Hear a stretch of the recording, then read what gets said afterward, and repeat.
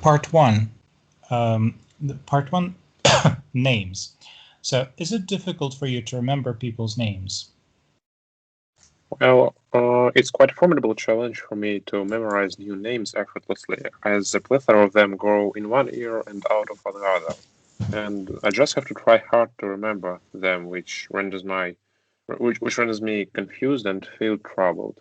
So to exemplify, I commonly spell them numerous times or pronounce them in my mind. Right. Okay, so do you really do that? Yeah, surely no, but in order Okay, to, well, you need to say yeah, something. That's perfectly fine. Okay. So how do you remember people's names?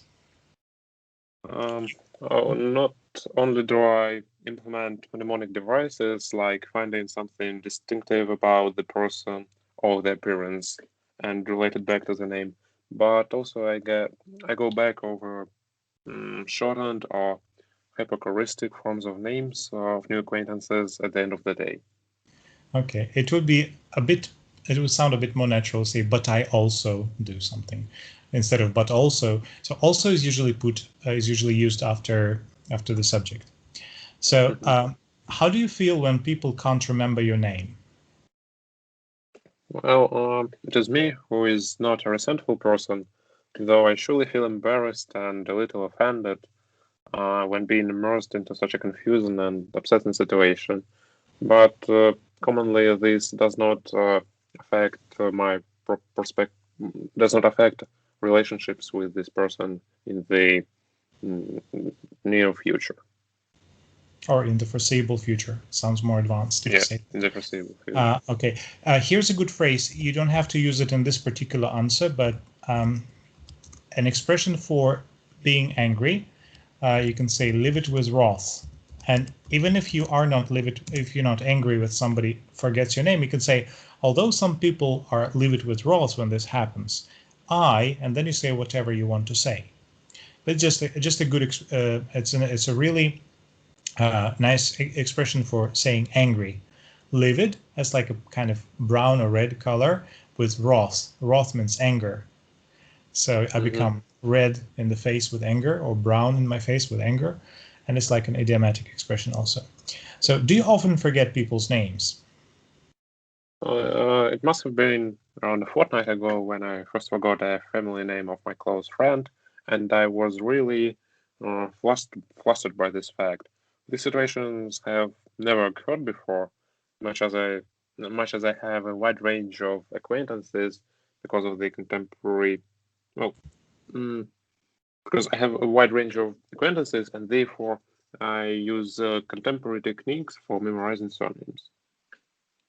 Okay, maybe here you could use a collocation with acquaintances that's nodding acquaintances. They are people whom you barely know, and you can say that you have a wide circle of nodding acquaintances. Okay, and then did I hear this? Did I hear right that you said um, it must have been around the fortnight ago when I first forgot a person's name or last? Mm. First, So it's first time in your life. well, nobody the examiner will not have an opportunity to check it. So No. I mean, you can say whatever you want, and there is no problem with this. I just wanted to make sure that you said what you really wanted to say, and it's okay. The examiner is not going to check the content. Uh, Another thing that you can do here, you can say that well, until recently, which was a fortnight ago, it must have been around a fortnight ago when this happened for the first time. You can say, well, had you asked me this question, let's say 1 month ago, I would have answered that I never did it, or I did it once in a blue moon. Maybe never did it. Okay, and then you can say, well, having said that, it must have been around a fortnight ago when this really happened hmm for the first time in my entire life. And just whenever there is a do you often, or how often do you can just say, you can say that now it happens at a certain regularity, maybe once in a blue moon or quite often. But before, it will be another type of regularity, and you will say, had you asked me this question, let's say 5 years ago, so you will use third conditional, inversion, And then you can also use an idiom. I would have answered that I did it once in a blue moon. Okay, then there's an idiom. You can use this in the first part or in the second part. And then could you? Do you want me to type this? Yeah, could you please type this? Okay, so had you asked me, I can say, had you asked me question,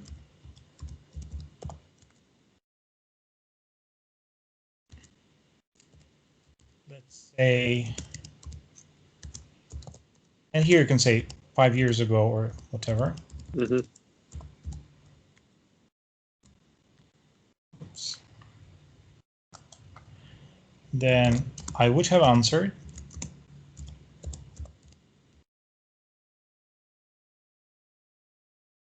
that I did it once in a blue moon.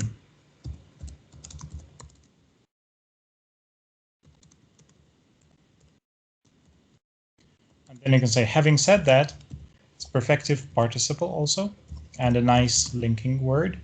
Having said that, now, or if you're very philosophical, you can say in this day and age, but it might sound not natural because it's not so general, because you just say now. Now is probably better. Okay.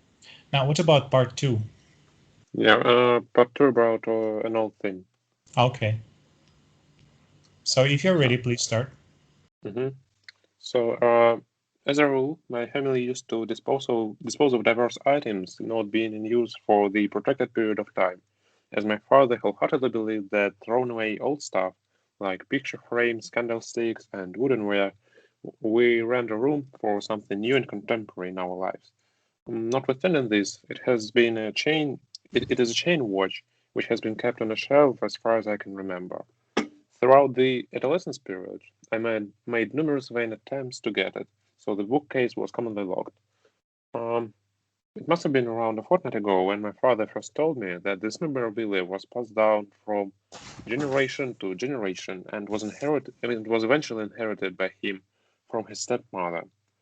It was the only thing which she left to her posterity as a reminder of herself.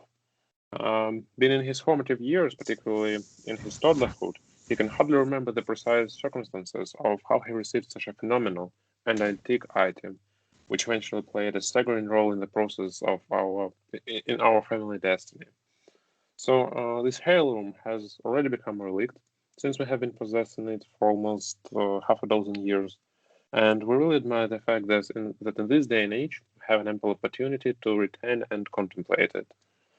To be brutally honest, not only does this bauble has a sentimental value, reminding me of our ancestors, but it also enables me to travel back in time and enjoy magnificent and resplendent ecstasy. The plethora of infinitesimal details combined with exclusive design render this item a mystery itself, as well as it boosts my imagination and creativity. Surely it no longer works, with the hands of the clock being frozen numerous years ago and the lunar calendar depicting wrong dates. But having said that, it lets us feel special that nobody else boasts of possessing such a breathtaking accessory, which has become a symbol of our life. Okay, brilliant. So just a few things. If you already said in part 1, it must have been around a fortnight ago, there is no need to use this. Don't irritate the examiner. The examiner will understand that this is a chunk of language that you memorize specifically for the exam.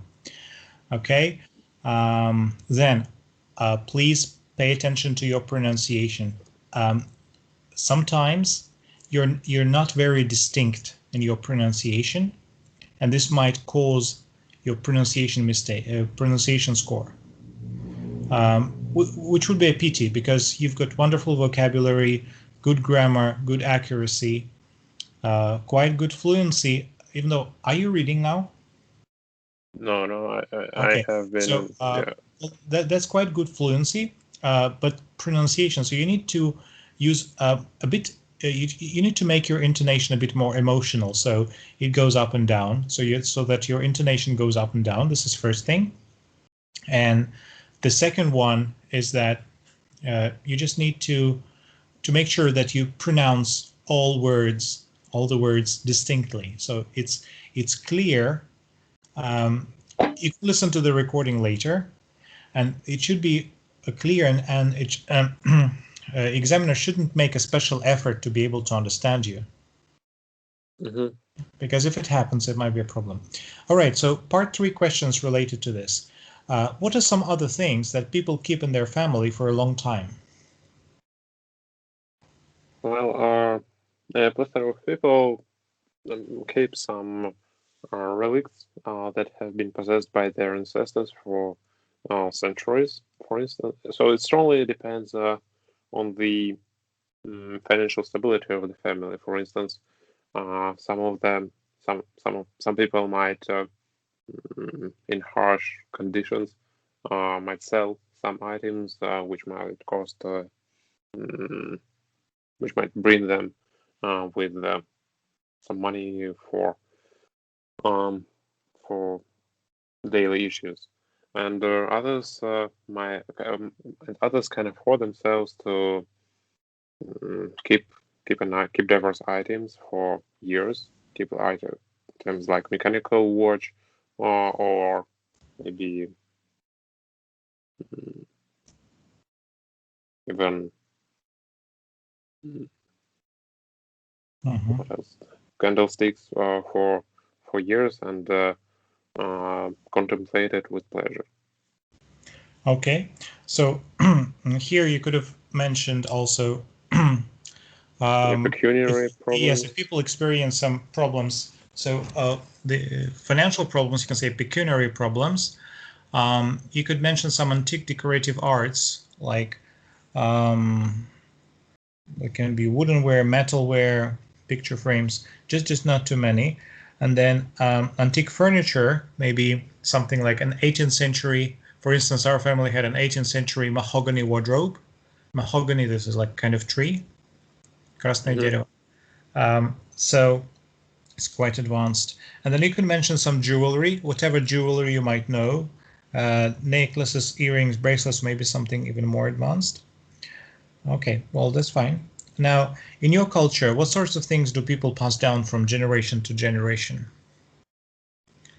So commonly, there are numerous heirlooms and antiquities that could be passed from generation to generation, but in Russia, it's maybe it's a common situation when handwritten letters or family Bibles could be mm, given from could be transmitted from ancestors to descendants, because as you may have already known, Russia has always been quite a religious country, and therefore the presence of Bibles, for instance, at home, has always been a symbol of wealth and perfect future, and therefore uh, it's a perfect tradition uh, to receive such an item as a reminder of your ancestors. Okay, And, so you can also mention here this idiom. So it often takes, well, something often takes pride of place in the family's lounge or in my lounge, something like this in our lounge, in our living room, whatever. Which do you think are better, old things or new things? mm, So each item has both advantages and disadvantages. For instance, there are some uh, antiquities which price might almost quadruple by throughout a decade or a century. So the owner can perfectly can sell it, and it will cost a pretty penny for the buyer, for the customer, and for the buyer. Whereas more contemporary items, they're just more practical, and yeah, they're just simply more practical, and you don't have to struggle with struggle, and so it's not annoying to interact with them and use for diverse purposes. Okay, so you can mention here, well, these items, old or new, actually, I think both of them or either of them would suit here, are bound to catch our eye or lend a great deal of color to our lives. Okay, so, well, thank you. That is the end of the speaking test.